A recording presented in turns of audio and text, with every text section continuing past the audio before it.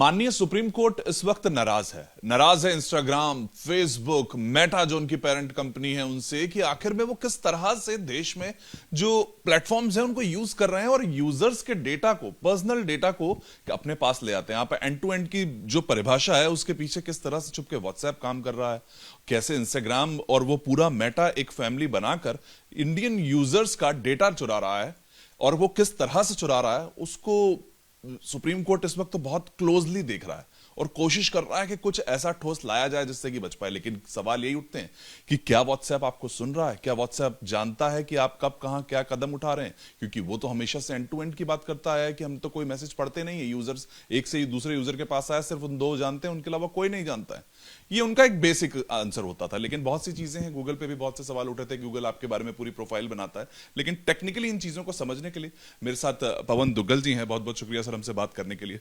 Sir, supreme court ने कहा है और सबसे पहले तो क्या कहना चाह रहे थे सुप्रीम कोर्ट में, अगर हम समझे तो वो टेक्निकलिटीज क्या हैं जिन पे शायद अब ध्यान देने की जरूरत भी है? देखिए, सुप्रीम कोर्ट बहुत क्लियर रह चुका है। सुप्रीम कोर्ट का कहना है कि साहब आप समझ लीजिए, आप जब टेक्निकल जार्गन लेकर आते हैं तो आम आदमी उसे नहीं समझ पाता। जब सुप्रीम कोर्ट के लेवल के लोग भी उसको समझने में चुनौती फेस करते हैं तो जो आम जनता जनार्दन है जो रोड पे चलती है वो तो बिल्कुल भी इन टर्म्स एंड कंडीशंस को समझ पाने की क्षमता ही नहीं रखती। तो लिहाजा होता क्या है कि उनके पास बिना कोई विकल्प होते हुए ही उनके पास एक ही रास्ता होता है कि साहब जो आपने अपनी प्राइवेसी पॉलिसी में बोला, टर्म्स एंड कंडीशन में बोला, उन्होंने एक्सेप्ट किया और आपका प्लेटफॉर्म इस्तेमाल करना प्रारंभ कर दिया। मुझे लगता है कहीं ना कहीं ये भारत की जो जनता के मौलिक अधिकार हैं उनका मैसिव हनन है। क्यों? क्योंकि आज हम सब के पास जीवन जीने के मौलिक अधिकार में निजता का अधिकार शामिल है। इसका तात्पर्य यह है कि मेरा डेटा मेरा प्राइवेट रहेगा, आप मेरी डेटा प्राइवेसी और पर्सनल प्राइवेसी की इज्जत करेंगे और अगर आप नहीं करेंगे तो आपके बरखिलाफ कानूनी कार्रवाई की जा सकती है। ये कानून है। ठीक है, भारत के पास कोई डेडिकेटेड प्राइवेसी कानून नहीं है, लेकिन फिर भी हमारे पास जो वर्तमान कानून है, चाहे वो भारत का सूचना प्रौद्योगिकी कानून हो, चाहे वो digital personal data protection act हो या rules and regulations under the IT act हो, कार्रवाइयाँ तो की जा सकती हैं। तो सुप्रीम कोर्ट ने अपनी नाराजगी व्यक्त करी और कहा है कि साहब आप इस तरह के टेक्निकल जार्गन के पीछे छुप नहीं रह सकते और आप को कहीं ना कहीं जो भारतवासियों की जो निजता के अधिकार है उसका सम्मान करना पड़ेगा। अगर आप सम्मान नहीं करना चाहते तो आप भारत छोड़ के जा सकते हैं, हमें किसी प्रकार का खेद नहीं रहेगा। और एक्चुअली जो सुप्रीम कोर्ट ने कहा है वो वास्तविक तौर पर आम जनता की महत्वाकांक्षाओं को प्रतिबिंबित करता है। हर आदमी कहता है कि ठीक है, मुझे वर्ल्ड क्लास सेवाएं तो मिलें, लेकिन मुझे आप गिनी पिग ना बनाइए, मेरा डेटा का मेरी इजाज़त के बगैर इस्तेमाल ना करिए। और हो कुछ ऐसा ही रहा है कि मेटा व्हाट्सएप के थ्रू जो डेटा इकट्ठा करता है वो मेटा के साथ शेयर होता है और टर्म्स एंड कंडीशंस में कहा जाता है साहब मेरा तो मेटा से कोई लेना देना नहीं है, लेकिन फिर भी क्योंकि मैंने व्हाट्सएप की टर्म्स एंड कंडीशंस अग्री कर ली हैं, प्राइवेसी पॉलिसी अग्री कर ली है, वो पॉलिसी कहती है कि साहब हम आपका सारा डेटा मेटा और मेटा की विभिन्न प्रकार की जो सब्सिडरी कंपनीज हैं उनके साथ शेयर करेंगे। ये एक क्लासिकल केस है वायलेशन ऑफ पर्सनल ब्रीच का, पर्सनल प्राइवेसी का और डेटा प्राइवेसी का। इसको लेकर काफ़ी हद तक सुप्रीम कोर्ट ने नाराज़गी व्यक्त करी है। अब देखना होगा कि आने वाले समय में सुप्रीम कोर्ट क्या दिशा निर्देश देता है, क्या फैसला सुनाता है, क्योंकि मैटर सब जुडिस है, हमें इंतज़ार करना पड़ेगा।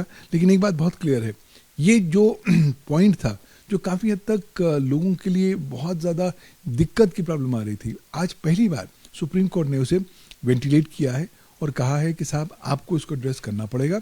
हाँ, कानूनी मसलों के पीछे आप छुप तो ज़रूर सकेंगे, लेकिन आप जो बुनियादी कंप्लायंस है भारतीय संविधान के तहत वो आपको करनी पड़ेगी और अगर आप नहीं करेंगे तो कानूनी परिस्थितियों का सामना भी करेंगे।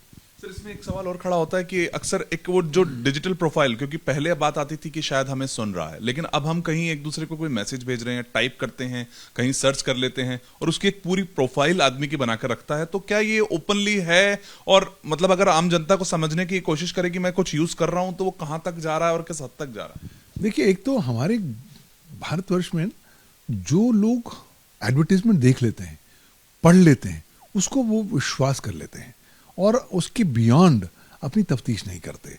अब अधिकांश तौर पर व्हाट्सएप कहता है कि साहब मैं एंड टू एंड इनक्रिप्टेड हूँ। ठीक है, एंड टू एंड इनक्रिप्टेड का पूरा मतलब क्या है? मतलब ये है कि जब मैंने आपको मैसेज भेजा तब रास्ते में कोई व्यक्ति उस मैसेज को सुन पढ़ नहीं सकेगा, और दैट्स ऑल। यानी कि जब मैं आपको मैसेज लिख रहा हूं तब वो अनएनक्रिप्टेड है, जब आप मेरा मैसेज पढ़ रहे हैं तब वो अनएनक्रिप्टेड है। यही कारणवश है कि व्हाट्सएप के हैकिंग के बहुत सारे केसेस सामने आ रखे हैं, और यही कारणवश है कि सुप्रीम कोर्ट ने भी कहा है कि साहब आप व्हाट्सएप पे कुछ पर्चा भेजिए, अपने डॉक्टर को कुछ बताइए, और आपको तुरंत इस प्रकार की एडवर्टीजमेंट्स आनी शुरू हो जाती हैं। तो कहीं ना कहीं हमारा डेटा जो है पारदर्शी हो रहा है, कहीं ना कहीं कंपनियां उसका इस्तेमाल दुरुपयोग कर रही हैं, और इसलिए इस दुरुपयोग को रोकने की आवश्यकता होगी।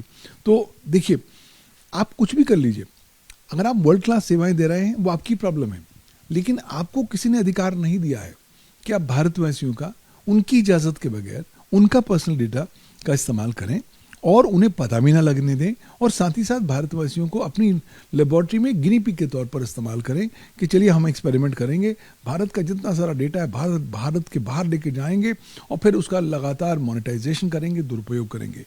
इस तरह की जो लगातार सिलसिले चल रहे थे, एक्सरसाइज चल रहे थे, वो मुझे लगता है कि अब सुप्रीम कोर्ट की इस टिप्पणी के बाद शायद कुछ हद तक कम हो जाएंगे। देखिए, वो टेक्निकलिटीज हैं जिनका फायदा कंपनीज उठाती हैं, क्योंकि एक तरह से जो कानून होने चाहिए उनका बहुत लंबे समय से इंतजार हो रहा है, वो भी नजर नहीं आते हैं। जरूर कुछ कानून हैं, पर पालन देखिए कंपनी अलग अलग देश में अलग अलग तरीकों से कर रही है। कहीं उसको अगर यूरोप में किसी तरह से बहुत कुछ कड़े कानून है, तो वो अगर इंडिया से कंपेयर किए तो उसके हिसाब से इंडियन यूजर्स के साथ शायद बहुत गलत हो रहा है, और उसी को मजबूत करना चाह रहा है शायद कहीं ना कहीं supreme court. Varun Bhasin, ABP news.